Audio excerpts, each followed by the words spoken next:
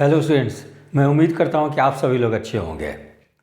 24 दिसंबर 2024 की शाम को जब बिहार लोक सेवा आयोग द्वारा अपने वेबसाइट पर यह सूचना दे दी गई कि केवल बापू परीक्षा केंद्र में जो परीक्षा कैंसिल की गई है उसी की केवल एग्ज़ाम 4 जनवरी 2025 को आयोजित की जाएगी और इसकी मेंस की एग्ज़ाम अप्रैल 2025 में आयोजित होगी, तो अभ्यर्थी जो कि 17 बीपीएससी पीटी के पूरे एग्ज़ाम को कैंसिल करने की मांग कर रहे थे, उन लोगों की सब्र की बांध टूट गई और कल यानी 25 दिसंबर 2024 को बीपीएससी का घेराव करने के लिए अभ्यर्थियों का हुजूम बीपीएससी कार्यालय की ओर चल पड़ा।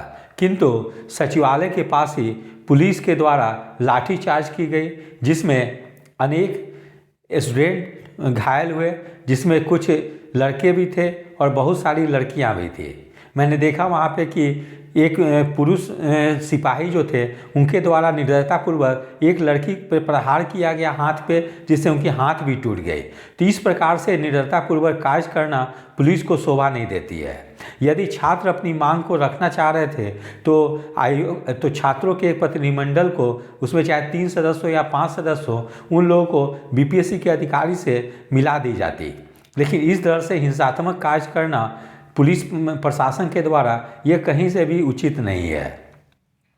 और फिर कल देर रात रोहित सर जो थे, पुलिस का आज ऐसा कहना है कि रोहित सर ही सारे आंदोलन के मास्टरमाइंड है और उनके द्वारा ही बहुत सारे स्टूडेंट को दिल्ली से बुलाई गई है और साथ में दिल्ली से फंडिंग भी हो रही है, यानी पैसे से भी मदद की जा रही है। इसलिए रोहित सर पे ये आरोप लगाते हुए उनको कल देर रात को गिरफ्तार कर ली गई थी।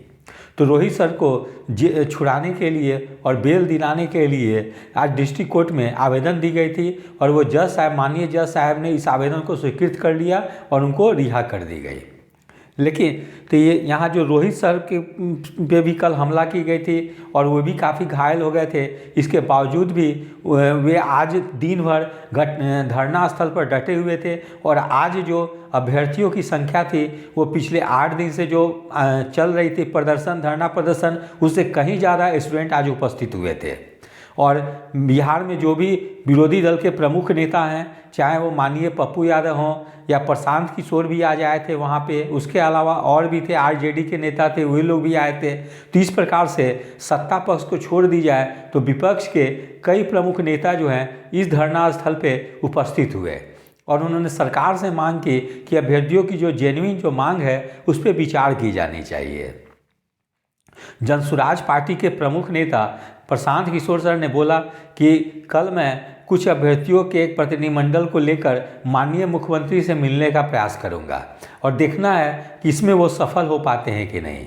जैसे उन्होंने कहा कि यदि सरकार के द्वारा अभ्यर्थियों की मांग नहीं मानी जाती है या उनसे वार्ता नहीं की जाती है तो वे भी धरना स्थल पे या तो आमरण अनशन पे बैठेंगे या बंद का आयोजन करेंगे बिहार में।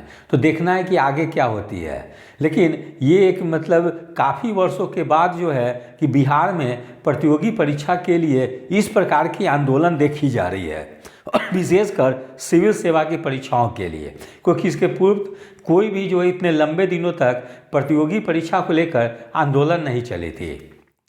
ठीक है, जबकि वर्तमान समय में चाहे वो माननीय मुख्यमंत्री नीतीश कुमार हो या माननीय लालू यादव हो, वे तो छात्र आंदोलन से ही उपज कर आज राजनीति के शिखर पर पहुँचे हैं, यानी बिहार की राजनीति के शिखर पर पहुँचे हैं। इसके बावजूद भी वे लोग छात्र आंदोलन या छात्रों की मांग के प्रति इतने संवेदनशीलता क्यों दिखा रहे हैं।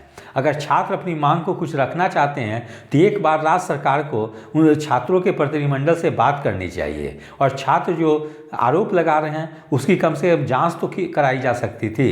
लेकिन इस प्रकार से सरकार की जो उदासीन रवैया जो चल रही है वो मैं समझता हूँ कि एक सफल लोकतंत्र के लिए ये कहीं से उचित नहीं है। तो देखना है कि कल के दिन में क्या कुछ डेवलपमेंट होती है या बिहार लोक सेवा आयोग के द्वारा या राज्य सरकार के द्वारा कोई पहल अभ्यर्थियों से बात करने के लिए की जाती है कि नहीं। तो इसके लिए अभ्यर्थियों को इंतजार करनी होगी और देखना होगा कि कल क्या होती है। तो यदि आप सभी लोग को मेरा चैनल अच्छा लगा हो, इसे लाइक से और सब्सक्राइब करें। धन्यवाद, टेक केयर।